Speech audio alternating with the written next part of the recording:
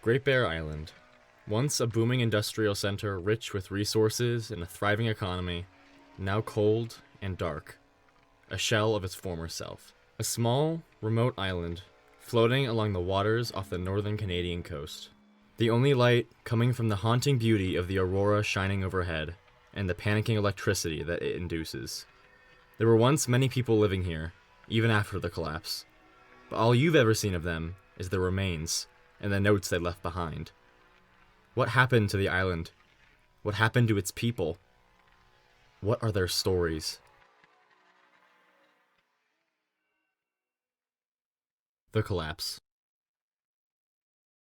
Decades before the first flare, the economic boom on Great Bear came to a halt.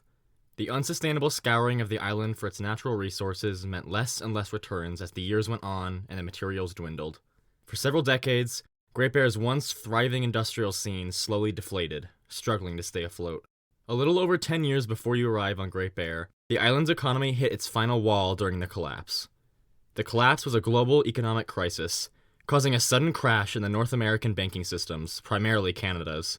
Canadian currency was rendered worthless almost overnight, and the future of the country looked extraordinarily grim. Crippled economically, Canada was bought under the financial oversight of the North American Economic Zone, which positioned Canada as a kind of protectorate of a larger US-based economic bloc. History of the Collapse, Part 1. The purchasing of Canada helped to slightly relight the fires of economy within the country, but those flames stayed within the densely populated urban areas, and the rural population had to flee to larger cities in order to find any semblance of economic stability. For Great Bear, the collapse not only brought economic turmoil, but natural catastrophes.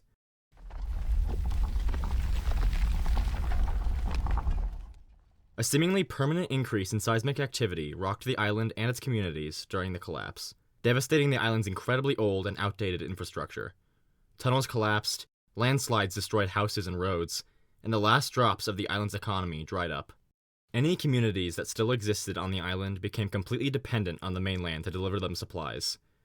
The mainlanders brought supplies to the island regularly, but with the world in the state that it was, nothing would come for free.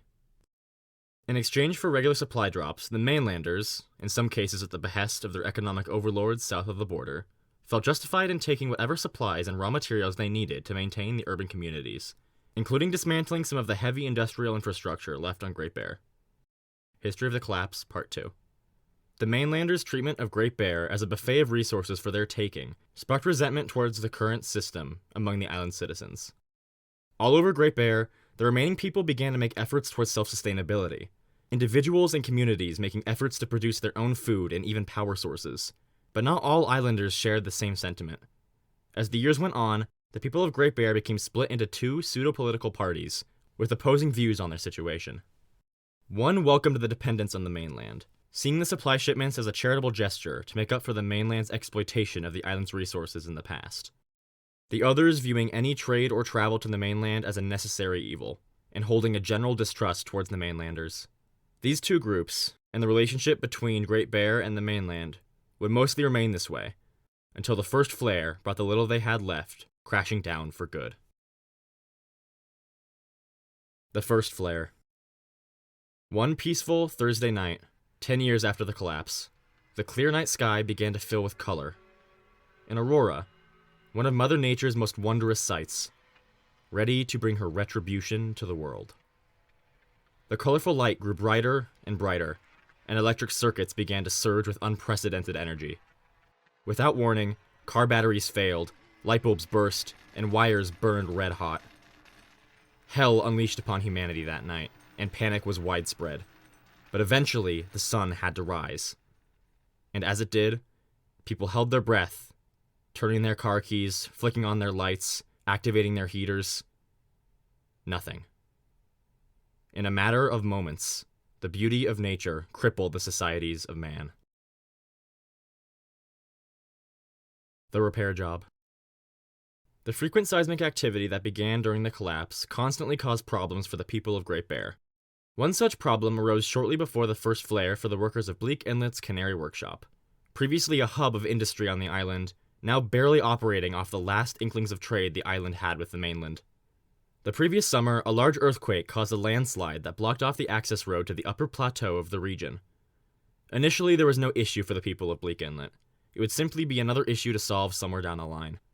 The real problem arose when the plateau's radio tower that supplied the region with communication and weather relay stopped working properly, constantly going offline, without any warning. With the access road blocked, no one could get to the tower to perform repairs unless they took a treacherous climbing route down a ravine farther into the center of the island. Fortunately, one worker at the Canary had heard of someone on the island that could potentially help. I know there's a technician kid somewhere on the island attached to that tower company. Maybe they can help us out. Canary memo. With any luck, the technician would be able to make it over to the workshop, and a plan to get a repair trip going could be made.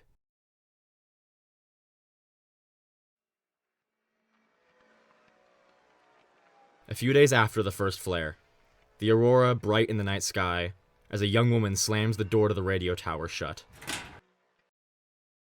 Clutching a wound on her right arm, trying to slow the blood. She can hear the wolves scratching at the door as she frantically pulls her first aid kit out of her climbing pack. Just her luck this would happen in the middle of her expedition to the tower. She was sent ahead to set up an easier access route, and a technician would meet her at the tower within a couple days. After tending to her wound, she pushes herself off the floor. Head spinning, eyes retreating from the flickering lights all around her.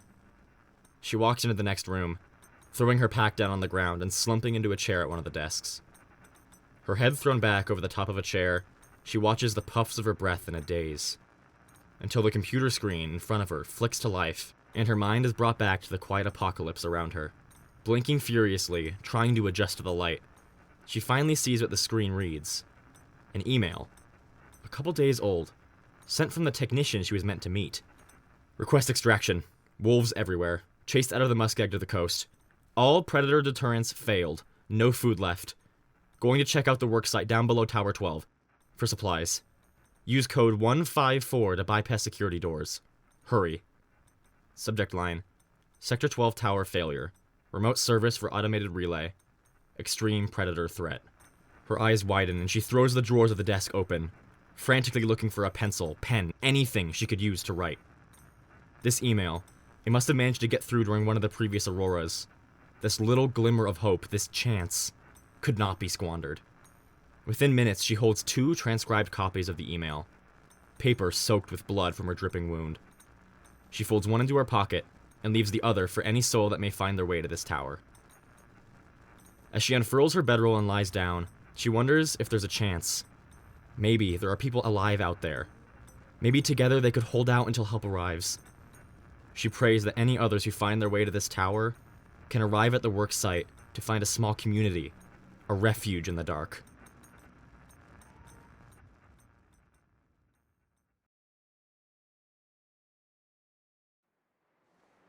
The sun is beginning to set as she takes her final step off the bridge.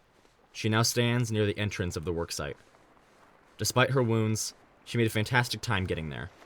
Crazy what one can accomplish when filled with hope, and even sadder when that hope fades away. There was no movement to be seen around the Canary while crossing the bridge. No sounds other than the waves crashing into the ice and the occasional gust of frigid wind. The last inkling of hope in her heart dissipates as she enters the worksite. Even through the mists of snow, she can see the body. Presumably a worker that lived there, sprawled out in the snow, torn apart by wolves. Trudging through the snow, she sees more. So many dead, frozen and gray. She walks to a crate in the middle of the snow, and rests on it to collect her thoughts. What will she do? Is there anyone else out here? She stays there for a while, staring into the sunset, until her thoughts are interrupted by a howl that chills her down to her bones.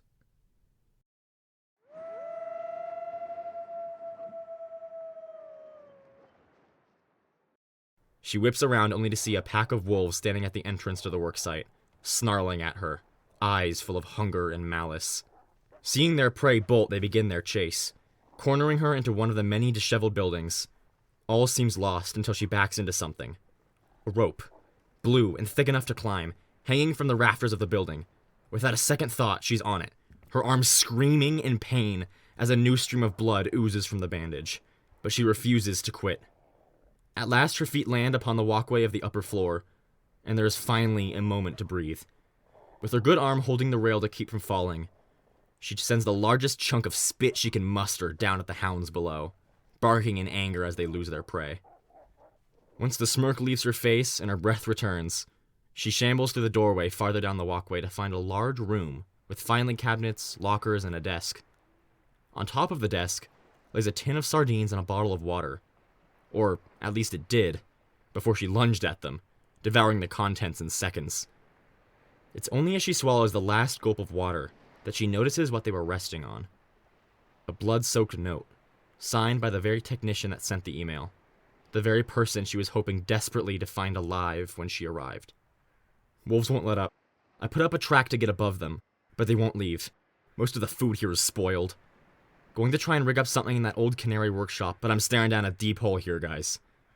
Can only hope you reach me soon. Just leave this here in case it gets worse. A lump forms in her throat. No.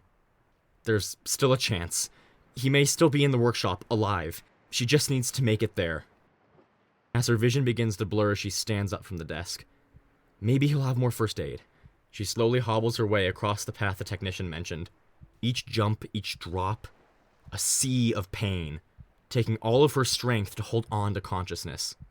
Wolves prowling the ground below like alligators waiting for you to fall into their pit. When she finally reaches the workshop, the lights in the sky begin to return again. Clumsily, she pokes the code into the keypad, and the door to the workshop office swings open. Right through this next door, she'll find him, alive and well, medicine, warmth. She won't die here after all. She reaches for the door, her arm numb, and opens the way to her sanctuary, leaving the quiet apocalypse behind, and finally finding some peace.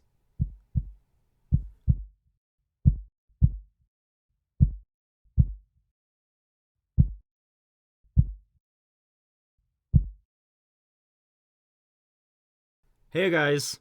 I didn't get to say this at the beginning of the video because I wanted to set the mood, so I'll say it here. Also, happy Pride Month, everyone! I hope you guys enjoyed this video. It's a little bit different from my other content, but I honestly had such a fun time with this. I got to learn more about the story behind the game I love so much, and add to it in my own way. There will definitely be more videos like this in the future. Keep in mind that the stories from the notes that I tell are my creative interpretation of what happened. I take what the notes tell me, and I add details in between to tell a whole story with them. You may wish to interpret the notes differently, and that's totally fine. I also do my best to make the stories sound good, but I'm also not a writer, so if you could give me a little bit of grace in that department, it'd be much appreciated. I have two more things to say before we part ways today. The first is a reminder that the gameplay videos are going to be on the second channel from now on, and I'll be starting a 100 Days in Bleak Inlet series over there soon. So click on that button on the screen to go give that channel a sub if you want to follow that. The other thing that I will mention is that channel members are now available. As of right now, there won't be a lot of perks to being a member, apart from a couple emotes in my live streams, but I would love to be able to offer more in the future. You may be wondering why I enabled them in the first place if I can't offer a lot of perks. And the reason for that is just to give you guys a way to support me more directly if you want to. And if you do want to become a member to support this channel, I'll do my best to give you guys some more perks in the future. Thank you all so much for watching this video. If there are any other aspects of Great Bear's history or specific regions you want me to look into for the next installment of stories like this, then please let me know down in the comments. If you like the video, then please like the video. It helps out the channel more than you can know. You guys are amazing, and I'll see you all in the next one.